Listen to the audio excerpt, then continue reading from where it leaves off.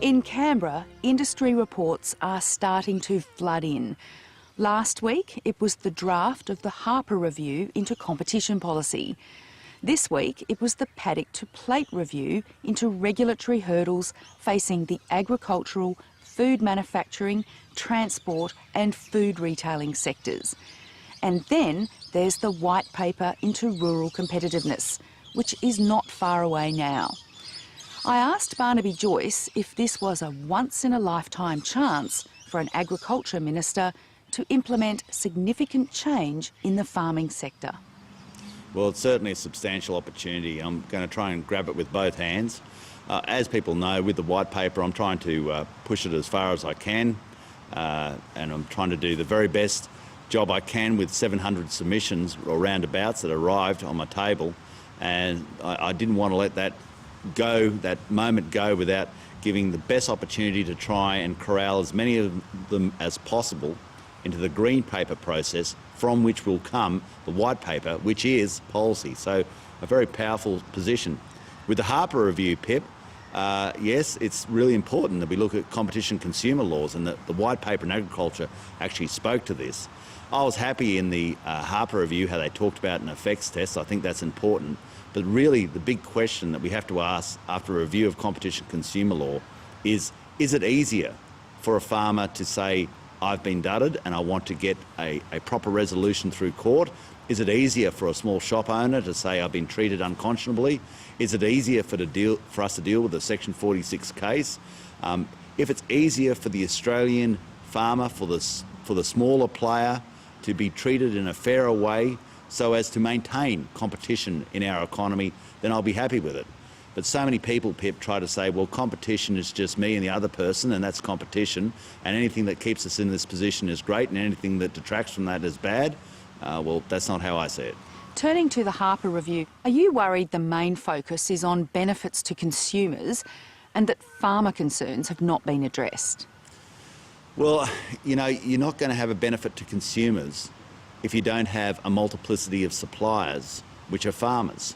If the multiplicity of suppliers fall out of the marketplace, you can bet your bottom dollar that within time, consumers will be paying more.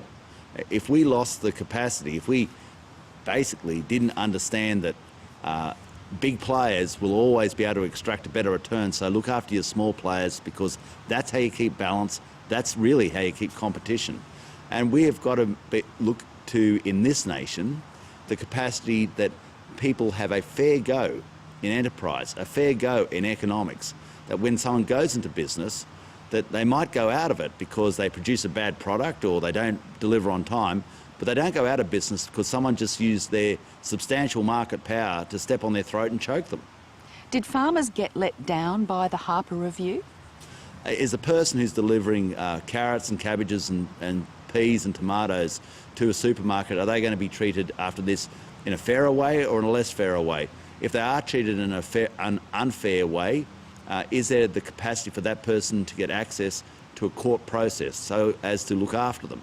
And they're the questions that obviously I ask on behalf of farmers, and also that might go to processors as well, to make sure that there's proper transparency, that people who have given the greatest form of the endeavour in the production of the product, whether it's a tomato or a lamb chop or a bottle of milk, that they are getting a fair return back to them.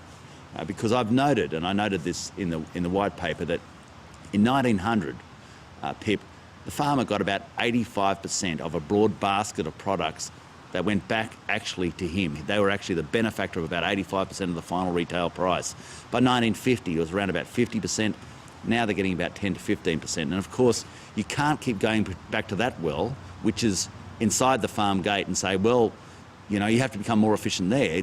There's got to be a better return to there so they can reinvest in there, so that we can increase our agricultural production, so that we can tap greater markets, and so that the people who do the vast majority of the work get treated fairly and paid well.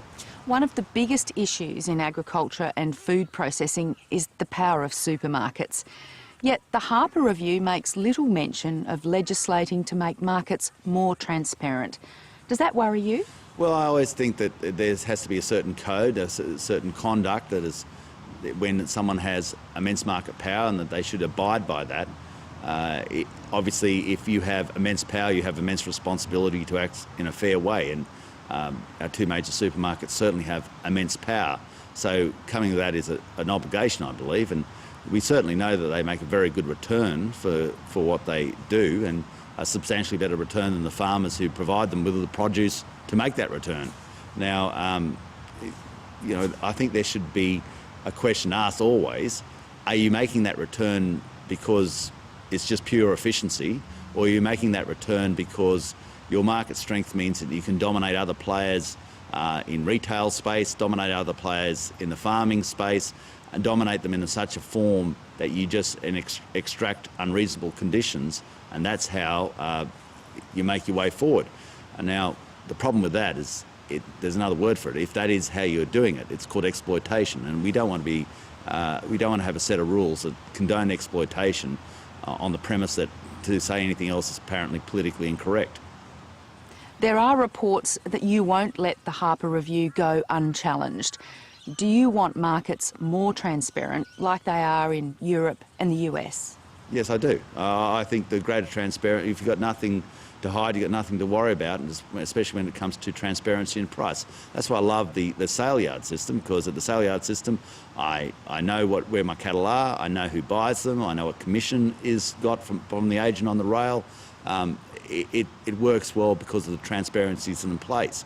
The more that transparency is lost, the more that the market is hidden, the market is removed, you don't know who the buyer is, you don't know what the commission is, then of course that plays into the hands of those who wish to exploit you. And the whole role of government is to promote fairness, and fairness and exploitation are polar opposites, they're oxymoronic. It sounds like you want change. The ACCC spent over a year trying to work out milk pricing, and it couldn't nail the figures down. That could have been done in a day in the US. Is that acceptable? Will you change things?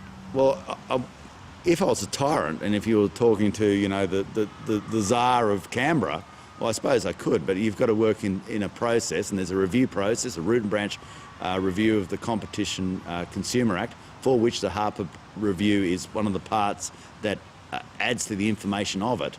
And I'll certainly, on behalf of agriculture, be playing my part to make sure that the review of the Competition Consumer Act moves in a direction that gets better transparency and a fairer deal for farmers.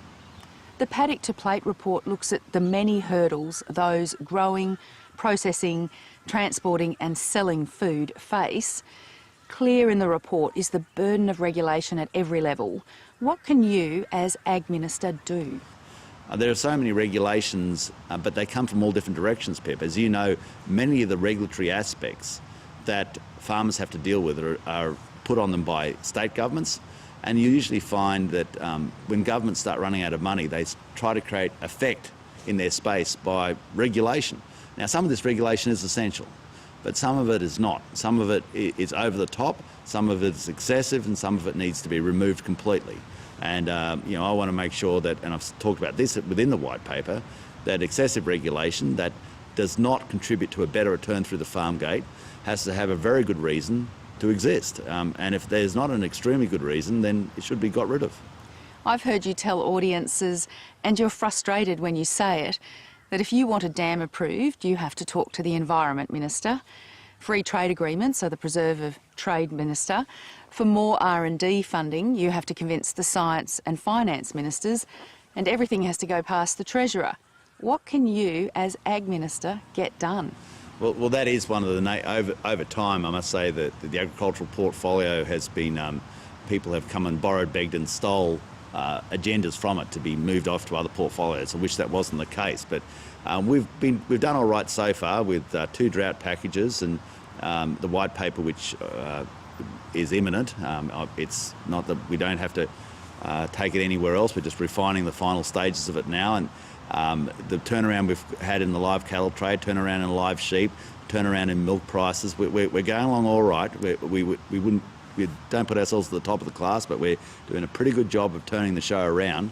And but it is a statement of fact that basically we are having to work with a whole range of other colleagues. But this is why the white paper process is so important, because it draws other people into that process and gets basically sign-off from them and says that this is the policy direction which you concur with, and this is the direction that we've got to go to advance the scope of agriculture in its desire to get a better return back through the farm gate, because that's what it's all about. And it's if an issue such as building dams, the chairman of the Dams Committee, I mean, the big fights I have there is with the Burralong frog, and up in Queensland it's the bogger snail. It's always some small animal or invertebrate that seems to stand in the way of trying to take our nation to the next step. But, that's the times we live in, and I've just got to deal with them. This week the Prime Minister said he'd do all he humanly could to ensure Australia's food industry prospered. Is now the time to tackle the issues that have been in the too hard basket for too long? For many of those issues are government policies. I know that he's had a keen interest in the white paper, and he has been of great assistance in that process. So he's putting his money where his mouth is, and also with the drought package. Remember, the last drought package was $320 million. It's quite a substantial amount of money. So I think that's a reflection of his views that agriculture is absolutely essential, because we need soft commodities, which is who we are in the agricultural sector, soft commodities to buffer basically the decline that we're all seeing now in the harder commodities of coal and iron ore.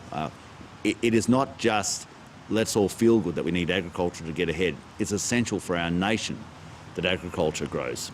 You're back from China, and while you were there, so were ag delegations from Victoria and Queensland, pitching state brands and state businesses.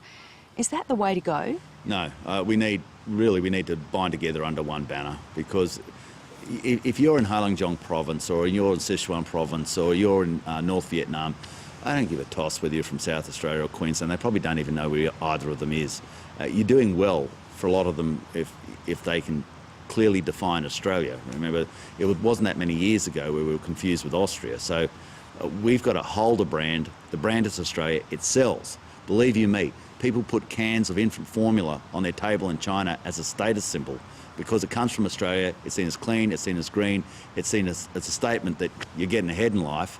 And that's not under brand Queensland or brand Victoria or brand Tasmania. That's brand Australia that works. So it was great to be over there with Twiggy Forrest and sort of developing that ASA brand Australia to try and promote sort of a singular view, because if we sit underneath the Australian product, it'll work, and it'll work for all of us. Otherwise, we have to reinvent a whole range of different smaller products, and everybody's over there tripping over one another, selling the product for New South Wales, and that goes down to the product of New England and the product of the Riverina and the product of down the street at Mrs. Jones's place, and you can't do it.